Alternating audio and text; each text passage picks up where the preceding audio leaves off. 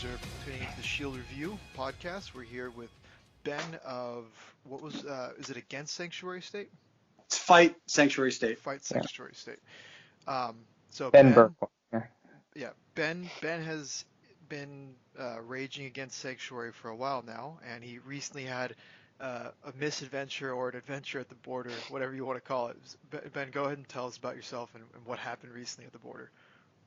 Well, thanks for having me on, guys. Ben Bergquam, FightSanctuaryState.com. We have the initiative to overturn the lawless sanctuary state law, and that would actually criminalize sanctuary city policies, decriminalize businesses working with ICE, and get rid of driver's licenses for illegal aliens and automatic voter registration. So it's really about restoring the rule of law and restoring American sovereignty over naturalization.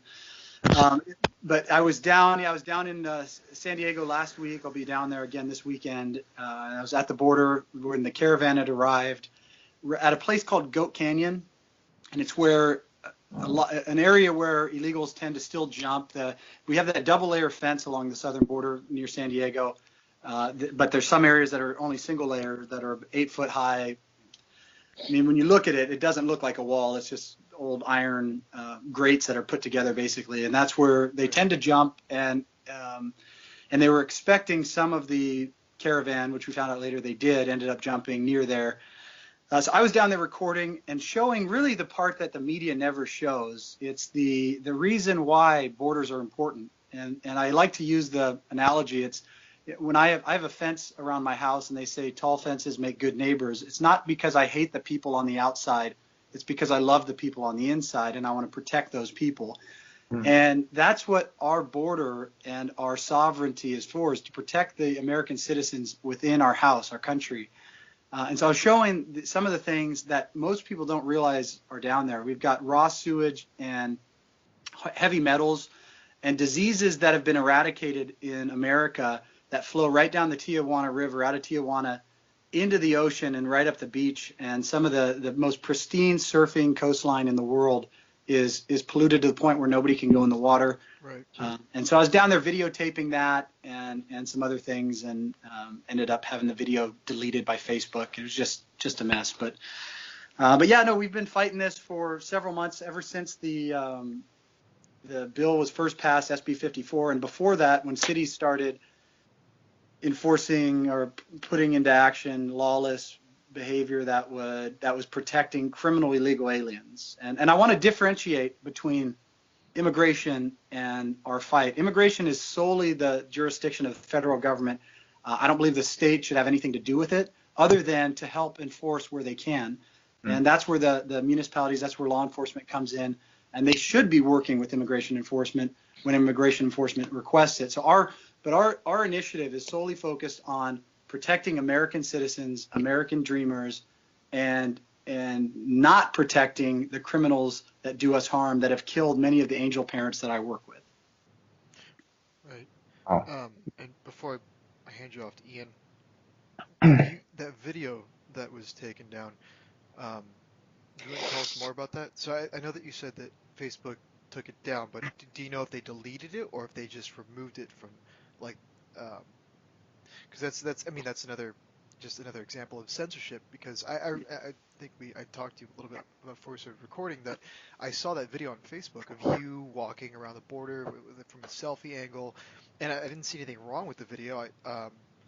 You certainly weren't saying anything hateful. You were just recording what was going on, and I had no idea that the video was taken down. Did they give you any reason for why they took it down?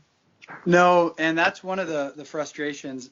You mentioned censorship. The Facebook's ability to censor content and really silence content that they just don't like. That's what it's come down to, is pretty much unlimited. So at this point, and so I did the video, and one of the most frustrating parts was I didn't save it, and I tend to do that. Yeah, I use the software and save it, and then I can repost it if I want to later.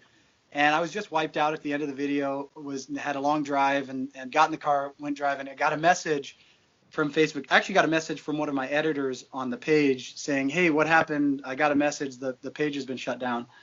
And I went back and got a message from Facebook. This video has been removed, deleted, they said. and you've been banned for 24 hours for violating our hate speech standards. Wow. And so with zero ability to challenge it, to ask specifically what was the content that they deemed as hate speech.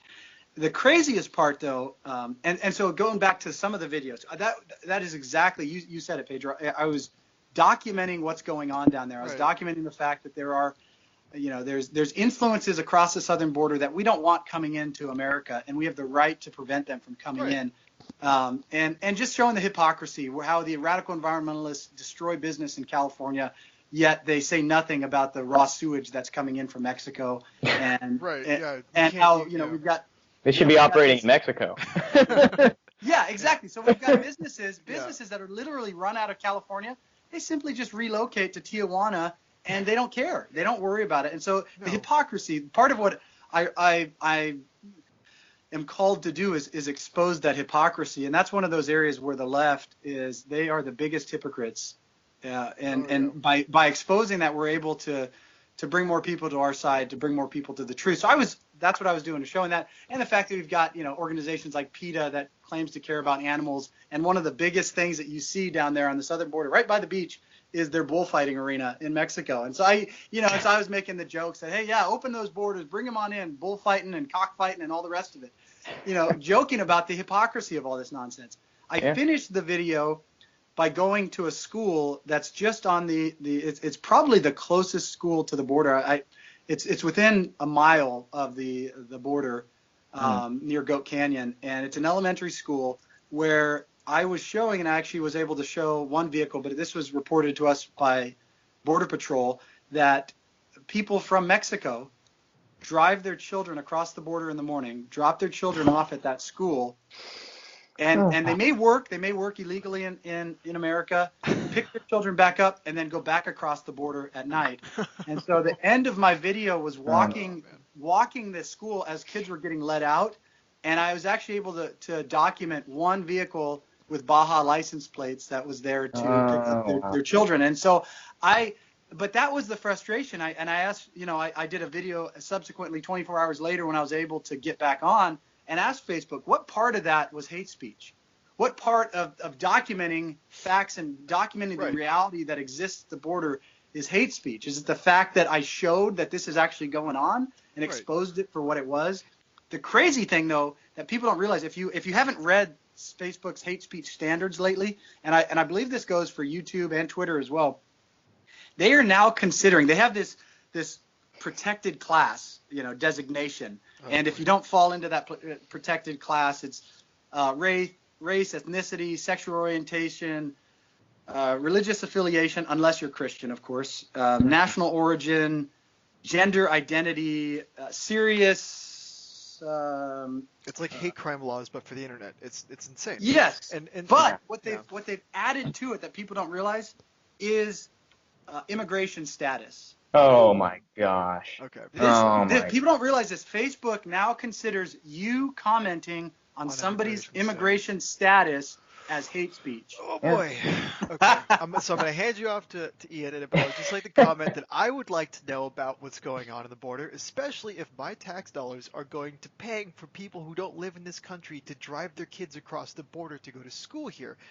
We're subsidizing that, so I have the right to know about that. For Facebook to not let people know what their money is being used for is absurd. Ian, go ahead. Yes. Well, clearly Facebook doesn't want you to know. Well, Ben, thanks again for coming on. We really appreciate you taking the time to come on to the show. It's great to have you here. I kind of want to go into this recent string of, just in the last couple months, we've had this recent string of mainly Southern California cities who have just, like dominoes, joined the lawsuit against Sacramento to repeal SB 54. You have numerous cities in Orange County, mainly starting with Los Alamitos, who, I guess what sparked it was the fact that Los Alamitos has a lot of military bases and facilities in their city limits, and them not complying with federal law would make it really put them in a tough situation with the fact that they have military facilities which are federal in their city limits, which they decided to not comply with SB 54, and that led to this just domino effect of cities in Orange County and San Diego County, and now you have Simi Valley joining the lawsuit, and I think a couple of other cities in LA County have considered as well. And my question for you, being involved in all this, is do you think that, with all these lawsuits, are we seeing kind of the tide turning in California, or at least part of California, against illegal immigration and more of a conservative resurgence? To your first question, yes, absolutely. And our initiative, so a couple things. So again, it's fightsanctuarystate.com. That's where everybody can get the information. They can donate. We invite everybody to join this because there is a tide shift. There's a shift in culture in California that we have an opportunity to tap into. Culture or politics is a lagging indicator of culture. Mm-hmm. And up until this point, the left has really dominated culture in California. But when you have multiple stories and examples of American citizens being murdered and those murderers having been protected by sanctuary policies, and those stories start to get out into the mainstream, it's really difficult for the left to justify these policies. And that's what's starting to happen. And so what we're seeing right now, and we applaud the Attorney General Sessions and the administration for the lawsuit going after, and it's actually going after the three laws that our initiative will repeal in their entirety. Our initiative goes further than that by criminalizing sanctuary city policies in the future, and applying penalties to that, and requiring that voters prove citizenship prior to being registered to vote. Oh, man. But common sense. Yeah. Right. I mean, the fact that we have to even do this, I think, pisses most people off. Is that this is not our state government has become seditious at minimum. I mean, if you look at the definition of treason, some would say that it's gotten to that point, but it's seditious at minimum, trying to undermine our federal government. And naturalization is solely the duty, like I mentioned, Article 1, Section 8, Clause 4 of the Constitution, establishment of uniform rule of naturalization is solely the purview of the federal government. And so for the state to go against that and say, no, we are going to undermine your ability to do that, it is seditious. And so the cities rising up with this lawsuit, and I think a lot of people were waiting on the administration to see what they were going to do. And being a resident of California, an American citizen myself, I applaud our federal government for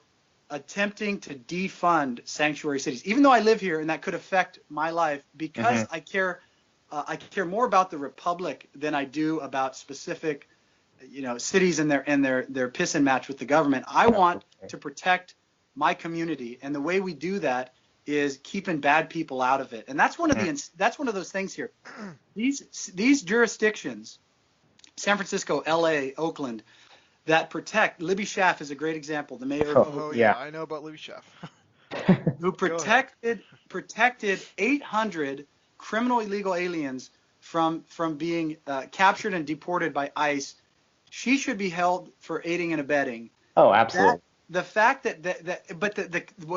back to your point, the people are starting to see this, and what the government, these guys, I don't know if they're hubris, if it's hubris or they're just they've just been in control for so long that they don't see what's actually happening, the reality of what's happening. People are starting to see this, and people are realizing that the people that these governments, that these sanctuary policies are protecting, are criminals. And even for the immigrant community, we have immigrants coming to us, both legal and illegal.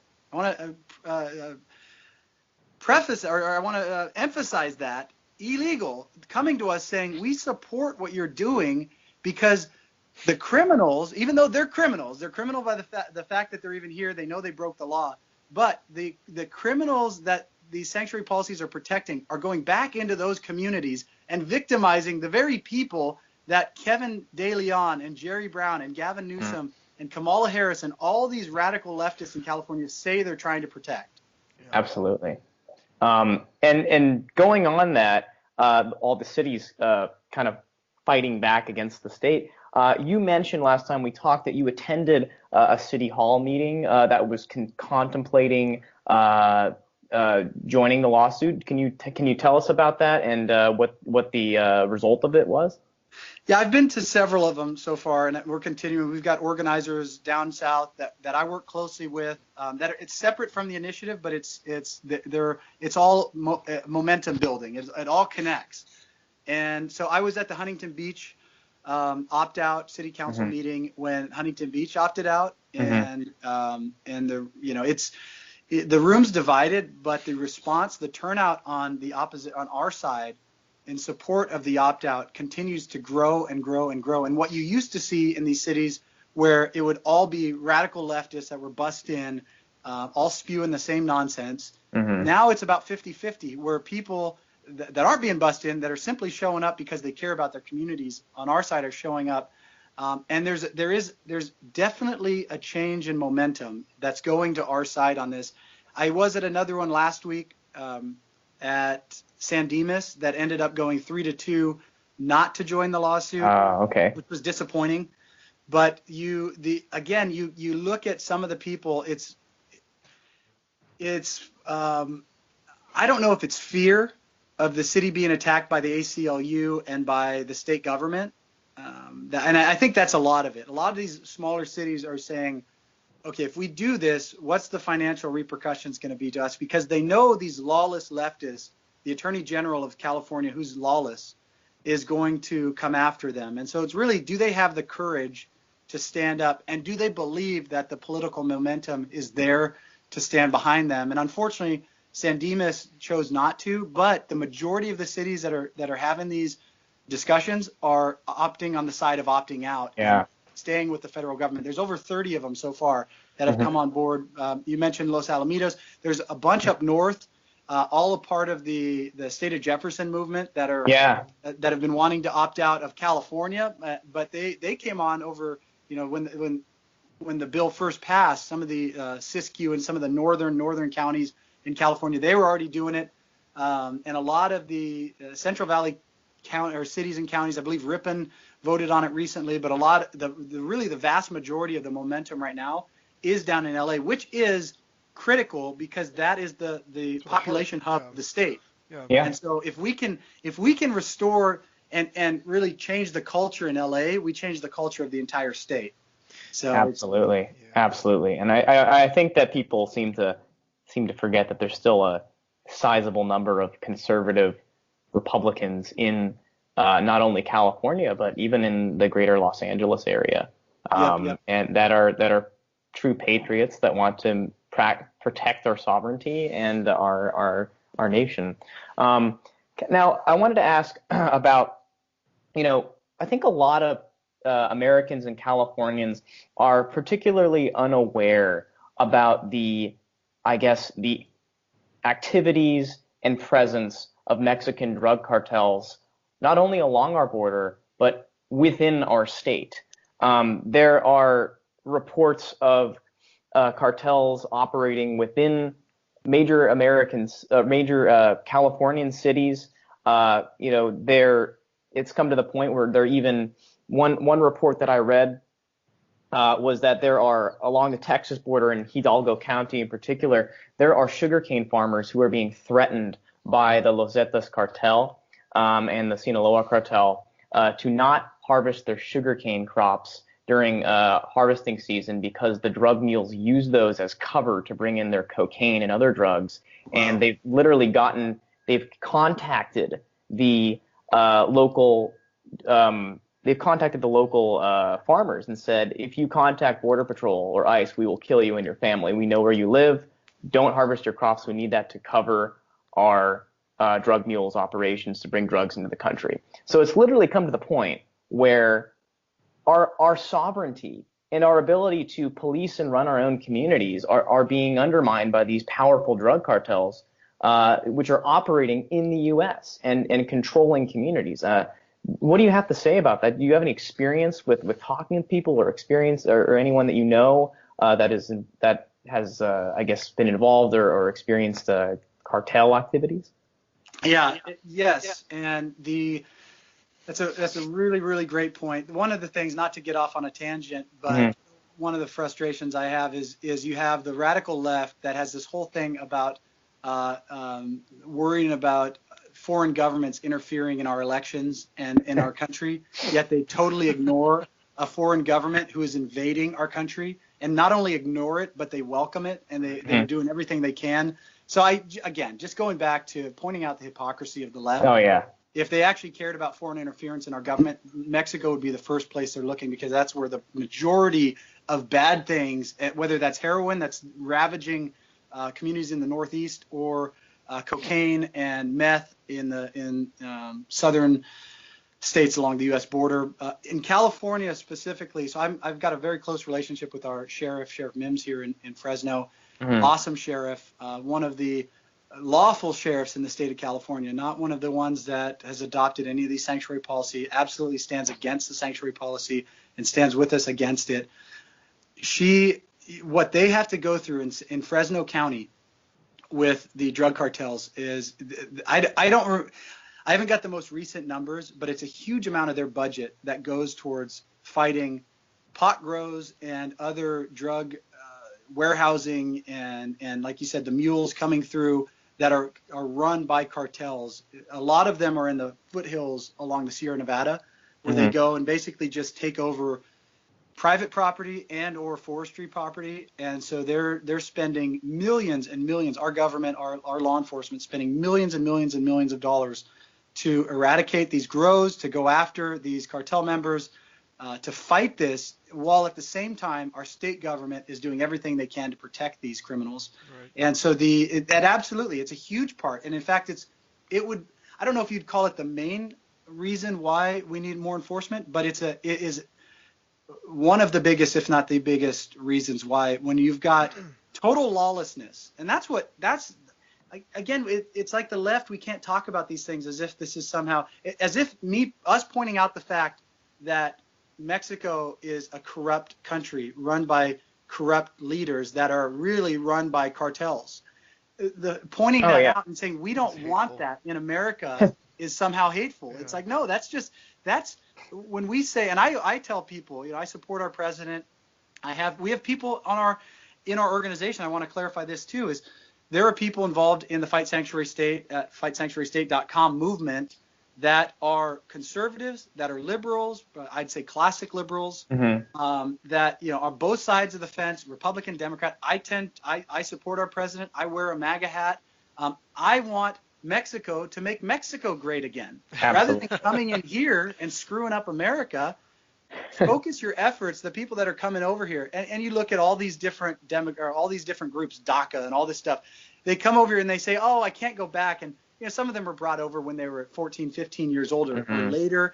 I look at that and say, what's wrong with saying, why don't you go back and fix your own country rather than coming here and bringing the corruption with you? Facilitating more illegal immigration, because oftentimes these DACA recipients, the ones that are plugged into, because, if they go to school, which many of them do, or which some of them do, they're recruited by organizations like Mecha, Mecha, what does Mecha do? Mecha pushes them into this Chicano Mexican American pipeline. And I'm using air quotations because those things are stupid in my opinion. Like, what you're saying is that based on the color of your skin, you have to exist apart from the cultural core of this country. That's what Chicano is. That's what Mexican American is. It's a dual identity that says you can never truly be part of this country. So here, come be part of the Chicano community. Right. And that inevitably leads to immigrant activism. So these DACA people that go to school, they're being, like, quite a few of them are groomed to essentially become pro-immigration activists. So it's a problem that doesn't end. Right. Right. It's self-perpetuating, right. and it's designed and it's intended for the outcome and the specific purpose that you see the left, and this is one of those things, I don't want to get too off topic, but the left in America are intentionally undermining American values, whether it's morality, whether it's our God in our country, the foundations, our the amendments, our God-given rights, family.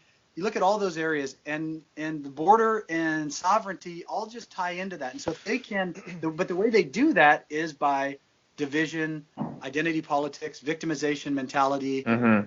These people blaming other people for your woes, your problems, rather than just accepting responsibility for your life. Yeah. And you're absolutely right. Any hyphen American is division, whether it's African American, Mexican American. I don't go around saying that I'm Norwegian American just because my ancestors came from Norway. I would like to point out that the first time that was used by Teddy Roosevelt, it was directed at Irish, German, and French immigrants, which is funny because people will, when you say, there's a hyphenated American isn't an American at all, well, they'll say, well, that's racist. It's like, okay, Teddy Roosevelt must have been really racist towards the German and the French then, because that's what that was. Right. That's who he was referring to, because there was a problem with Germans. Early on in this country, Germans didn't want to learn English, and they wanted to, kind of like what's happening now, which we encourage now. But back in the day, Germans were basically trying to make it so that German was like our Spanish now, where they'd say, well, there's so many Germans in this community that we shouldn't have to learn English, and a lot of people took issue with that. Teddy Roosevelt, and I think even, I want to say as early as like Ben Franklin. It goes back to Ben Franklin, where he was just like livid that the Germans didn't want to learn English, So it's not a like.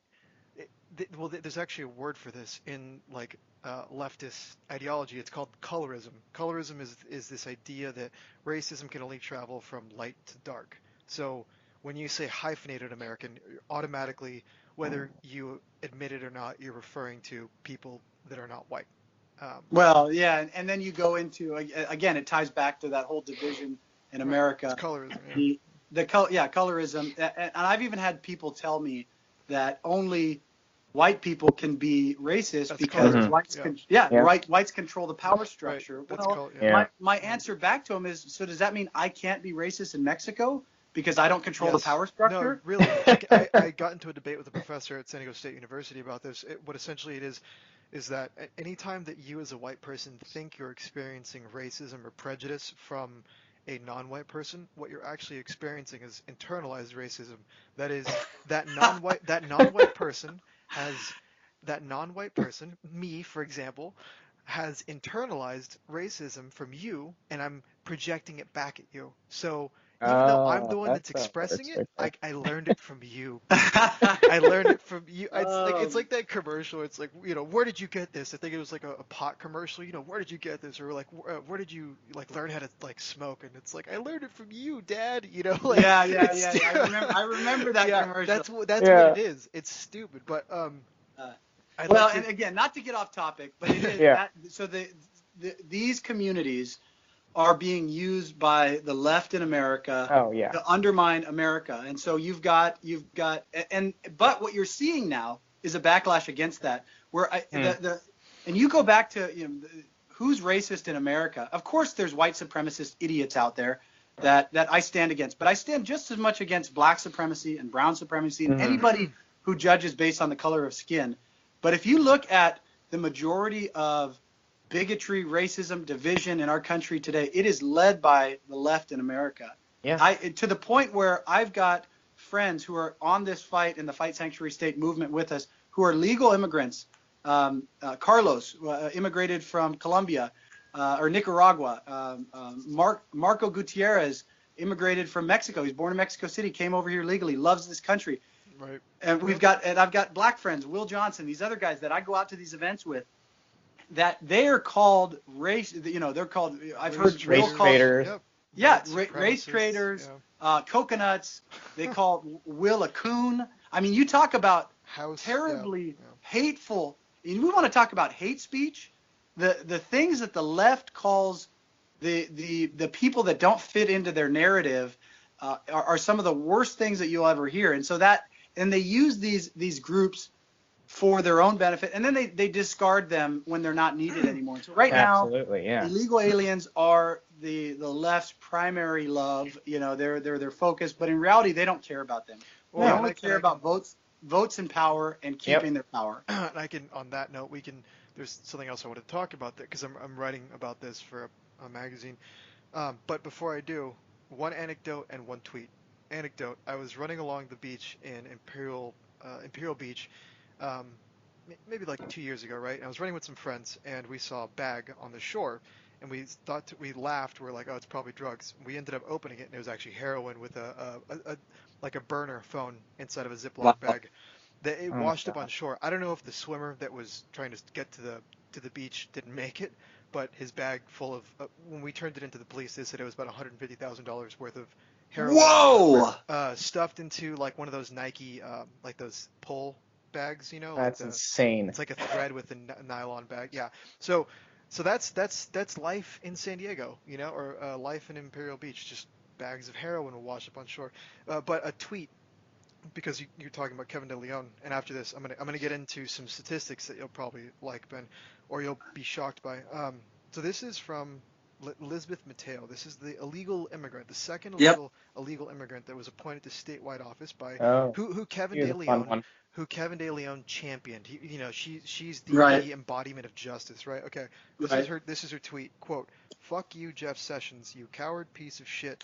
You think this is going to change the resolve of those families?" Talking about the stance against allowing this refugee caravan in. She says, "You don't know the strength and courage of my community. Hashtag refugee hashtag refugee caravan, hashtag refugees welcome." I'd like to emphasize the my community. This is what I'm talking about. Right. Elizabeth Mateo, someone appointed to statewide political office in the United States, does not identify as an American. She identifies as a member of an extra-national community. Right. That's in this. I think that there's some kind of an argument for sedition here, that American citizens are being subject to rule over people that they're not even nationals. Like that. I Right. mean, if you want to get like if you want to play on words here, I mean, like that's an occupation. Yeah. When you have people that are not members of your country calling the shots in your country, and she's part of a committee that advises grants. So Right. I know. so she's managing money. Like, is that not an occupation, at least on some level? And obviously, she doesn't feel like she's part of the United States. She identifies more with these refugees than she does with Ben or Ian or myself. That's absurd. When it goes beyond that too. I want to make a point on that. Sure, and My then wife we'll was get a to the stats refugee. afterwards. Yeah, my wife was a refugee immigrant from Laos, escaping communism. Right. And they came over. They had to get sponsored. They had to have family Mm-hmm. sponsor them. They got a green card when they came over. Mm-hmm.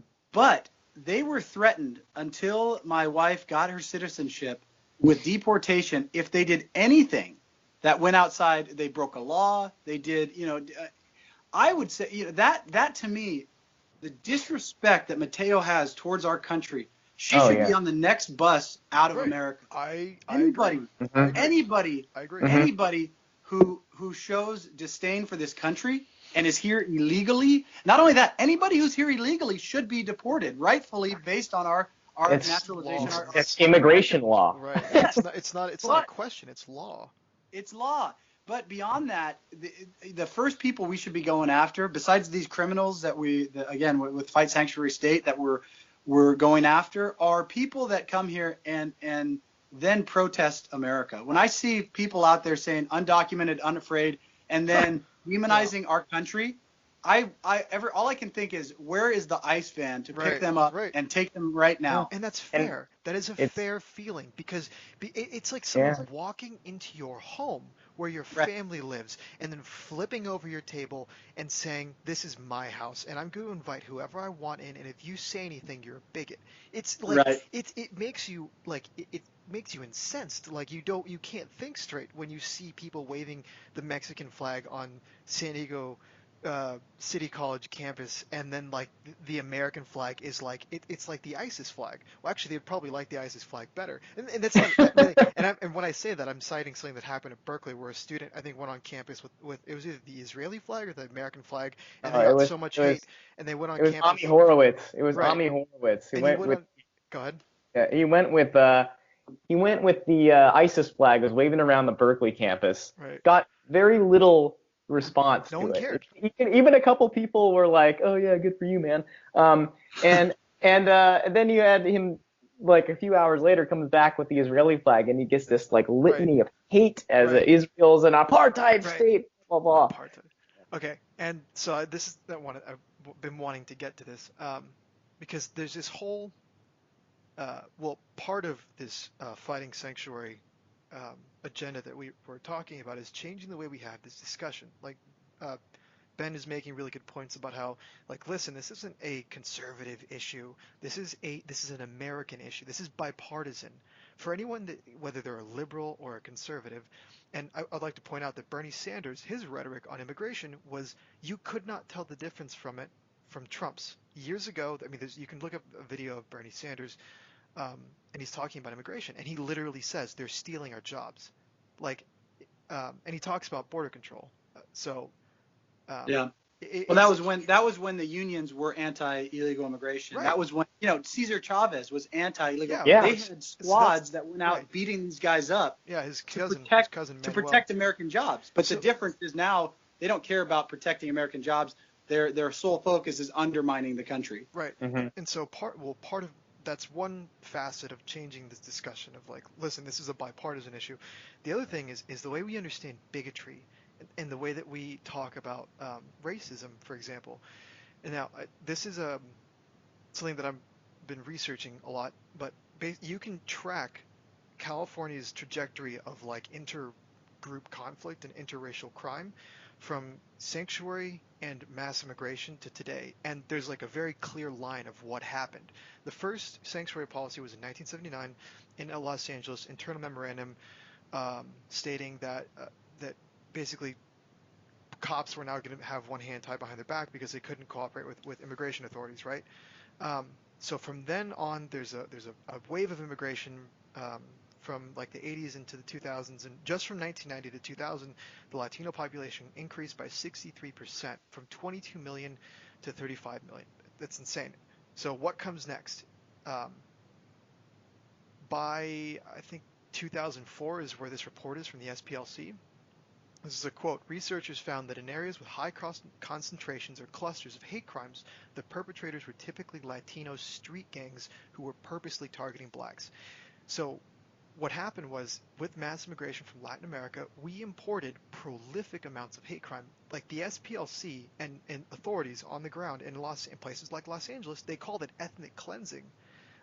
They reported coordinated hate crimes across 88 cities in Los Angeles County, and the gangs included were the Pomona 12, the 18th Street Gang, the Tunerville Gang, the Barrio Tortilla Flats Gang. Um, That's a great name. right, but here's the thing: is what everybody was saying from, like, the 80s until now is, like, this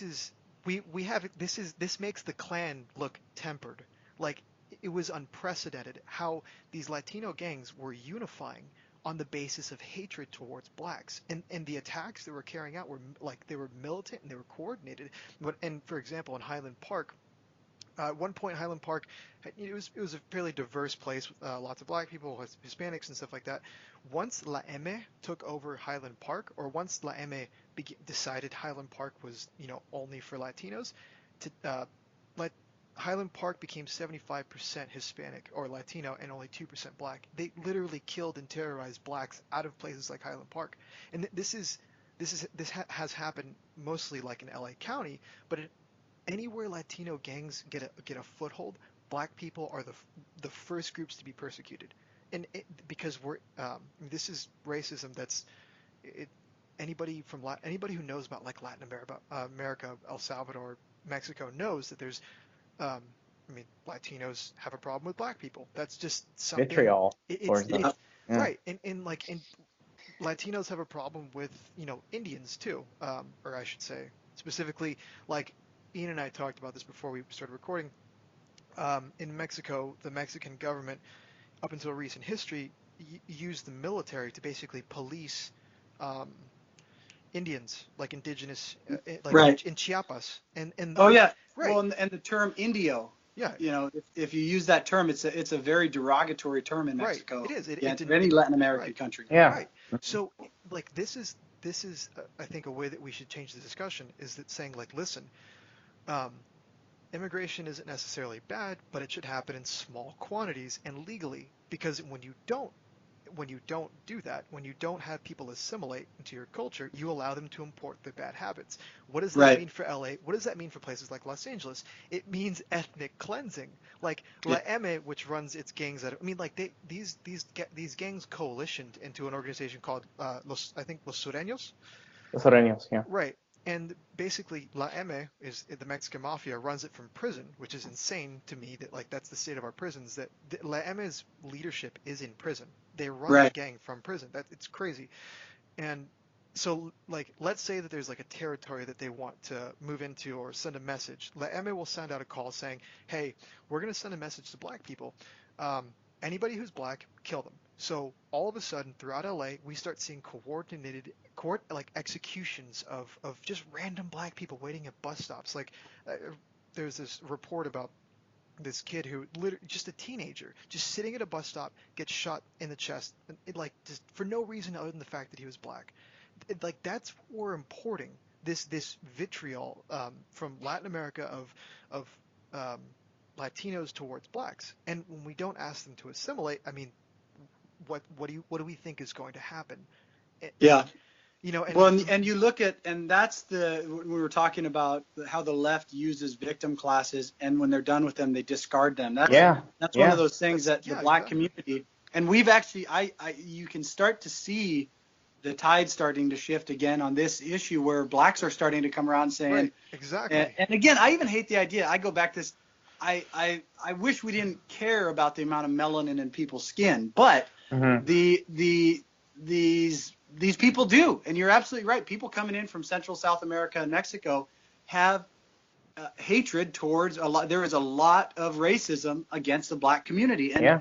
and to ignore that, not Pretend it only doesn't to, happen. Yeah. but to even ignore the simple things like destroying black jobs or the Yeah. ability for blacks to obtain jobs. What illegal immigration did to, and I hate not illegal immigration because it's not immigration, illegal invasion, illegal aliens did to the black employment levels.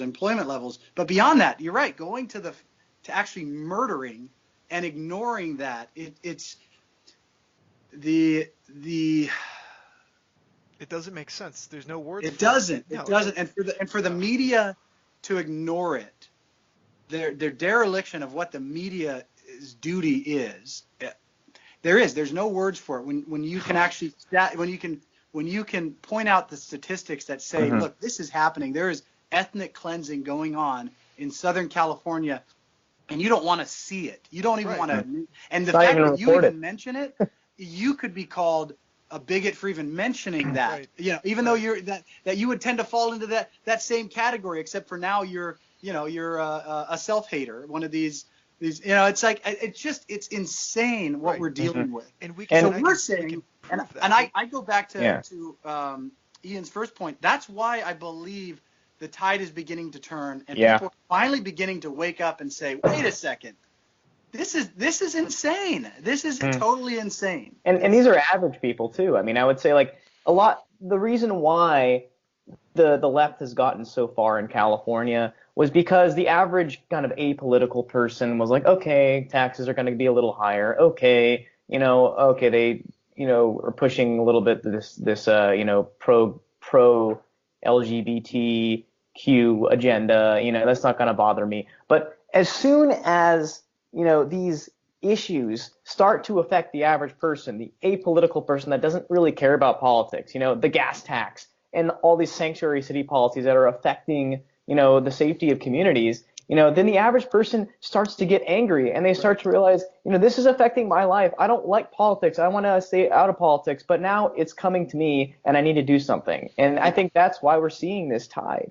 Yeah, and actually one other point to what Pedro was saying was the underreporting or misreporting. One of the things that I hate, that I challenge every time I hear it, and I would invite everybody to challenge it too, is when people say immigrants commit less crimes Oh, illegal, then that's an absolute lie. No, it when you is. take into account illegal. Well, Yep. If you add the illegal part. Now, legal immigrants commit less crimes because they want to stay here. They know that if they get caught doing that, illegal immigrants commit more crimes. Arizona did a study a couple years ago, and it was 2 to 3 times more violent crimes by illegals versus their legal counterparts.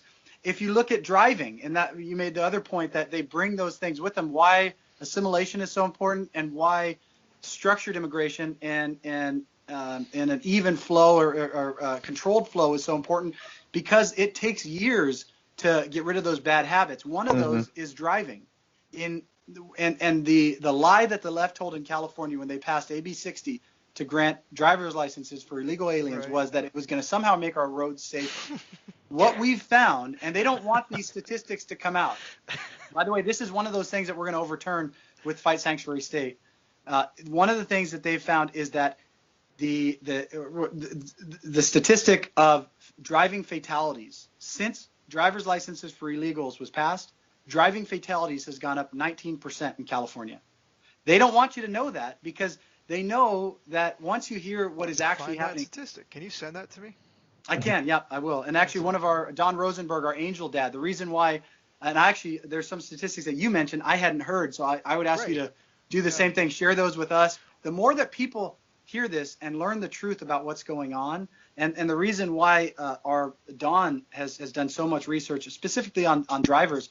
His son was killed. Don Rosenberg's son, Drew, was killed. He was a law student in San Francisco, was going to law school, riding his motorcycle. An illegal alien who was here originally, Don's family was told that he wasn't illegal. Come to find out later he was driving without a license, had failed the driver's test multiple times, was allowed to stay in this country even though they knew he was here illegally. Hit his son, did an illegal turn into the intersection. They were going, it was rush hour in San Francisco, so barely moving. Hit his son, knocked him off his motorcycle. His son would have been fine, but for the fact that he decided to try to flee. Ran over his son. Ran over his son, got stuck on him. Backed up over him again, got stuck on his helmet, and then tried to run over him a third time. Ended up with his tires on his abdomen, and it took 5 guys to lift the car off to get Drew out. He was dead. I remember that. This guy served under 50 days in jail and was then not turned over to ICE again, and it took him 3 years to finally get this guy deported. This is one example, and the reason why Don is so passionate about the statistics when it comes to drivers is because it killed his son. And they don't want to talk, and they don't want this stuff published because they know if it's published and you find out about it and the general public finds out about it, we will be outraged. Not just outraged, these people will be in jail. The politicians that are protecting these criminals and promoting these policies will be in jail, and it's exactly where they should be, behind bars with the cartels like you mentioned that are running the state. And it's not even two things. With the studies that say X immigration or X immigrants don't bring crime, I would say any study that claims immigration doesn't bring crime, read it and examine the thing inside and out, because if let's say there's a study that says legal immigration doesn't bring crime, well, that's extremely misleading, because if we're going to compare say because it all comes down to terms. How do we define No, that's really true too. That's really true. Okay, we say, I'm sure that the Cato Institute, who if you want to give me a headache, send me an article from Cato. So the Cato Institute, I'm sure that they publish some. I'm just guessing here, but I'm sure it's on their website. I'm sure they publish something about how second generation immigrants are less likely to commit crime, right? Okay, if we compare or if we put the children of Nigerian immigrants who came to the United States legally, and by the way, Nigerians are the most well-educated people in the United States because, for whatever reason, we admit them legally. That's not the thing. We admit them legally, but they tend to have postgraduate degrees, and they tend to be Christian. So we admit this tiny portion of Nigerians who are usually really well-educated, usually very strong family values. And then they have kids. Their kids are second generation. Their kids usually do the same thing, follow in the footsteps of their parents, Christian values, and go to school and get at least a bachelor's degree. Nigerians are among the wealthiest, most well-educated people in the United States. Okay, so if we put the second generation Nigerian in the same pool as an anchor baby, of course it's going to look better than it would if we were to just take the children of people who came here. Let's say the parents came here legally from El Salvador. Dad's like a gang member in El Salvador. He has a kid in the United States. That kid's a citizen, now second generation. If we put I mean, I don't think it's a stretch to say that a kid born into that sort of family is much more likely to fall into crime because of their parent, Absolutely. right? And also these gangs recruit second generation. They recruit first generation. MS-13 has been like we've multiple accounts of MS-13 recruiting kids as young as 10 Yeah. in these communities. So yes, it's fair to say second generation immigrants from the Latino side are likely to fall into crime. So again, if we put the second generation Nigerian, second generation El Salvadorian into the same pool, it's going to look a lot better than if we were to just look at second generation Latino immigrants. You're right. You're right. And when you look at statistics, finding out what the sample size Exactly. and where the pool was drawn from is critical. It makes me but again, crazy. that's one of those things that really frustrates me. And you're right. I may have to qualify my statement by saying that because the statistics show that legal immigrants are commit less crimes. But you're right. How they base those statistics and how they qualify that. But we do know, regardless of that, we do know that illegal aliens commit far more crime, vast more crime, to the multiple times more crime. We're talking, orders of magnitude more than legal counterparts. And so that alone we should never allow somebody to entertain those ideas because it's a total lie. And it's what they use to try to justify this lawlessness, which is, again, you go back to it, it's like, even if that were true, which it's not, even if it were true, it doesn't justify this lawlessness to continue. I mean, it's like saying, oh, because these people are decent people, we're going to continue to break the law for them. Right. Or allow them to break the law. I mean, it's just insane. It's absolutely insane. Yeah, and I actually had one more point I wanted to bring up before we start wrapping up. I think one thing that you brought up earlier was interesting. Like we should encourage people to make their own countries great again as well. And I want to go back to the fact that the major problem that has led to people wanting to leave Mexico is the drug cartels' stranglehold over the local communities, the states, and even the federal government there. And one thing that gives those drug cartels power is access to their biggest market, which is the United States. If you cut off their access to their biggest market and biggest source of money, they start to shrivel up and lose power. So the best way to do that is to cut off their access by having stronger border security and stronger immigration laws and stronger give more flexibility to ICE and Border Patrol to ensure that situations like I mentioned earlier about the drug mules threatening local communities in the United States, so to ensure that doesn't happen. If you weaken the cartels' stranglehold over Mexico, Mexico will begin to have the ability, at least, to thrive and become as hopefully potentially as first world as some of their other Latin American counterparts, like Chile, for example, because they have all the resources, they have all the infrastructure there to be as developed as some of their Latin American counterparts. It's just the cartels are really, that's a great point. They really were, and the divergence from that Mexico took really, and it goes back to the undermining of America, was when Mexico socialized property ownership, and and this was in the early after the Mexican Revolution, right? Yeah. Mm-hmm. Yeah, they took away the personal property, gave it. Now you still can't. This is one of those things a lot of people don't know. You still can't, as a non-Mexican citizen, you can't own property in Mexico. Mm-hmm. But even as a citizen, they took the land. Any day, the government could come in and take your land and redistribute it, which is what they did. And that was really what turned Mexico's economy from one of that was really on par with America at the time, and destroyed their economy and because it destroyed incentive. And if you want to compare, free markets and, you could go into a whole bunch of economic theory about why Mexico fell as America continued to thrive. But that's one of those points of divergence where if the government had not done that, but even now, like you said, if there's things that we could do in America to prevent or to undermine the cartel, and we get these same people that don't want America involved in conflicts around the world, seem to not care that America could prevent the cartels from killing Americans, but yet they don't. And so there is a place for America to step in and say, this is why we're doing this.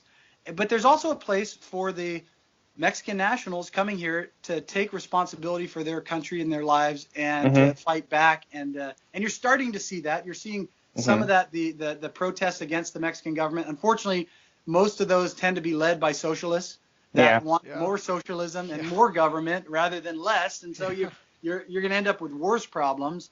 But it's true. If we cannot fix the woes of the world, we can make America strong, and by America being strong, we help every other country around the world. Absolutely. We can help those countries. You mentioned Nigeria.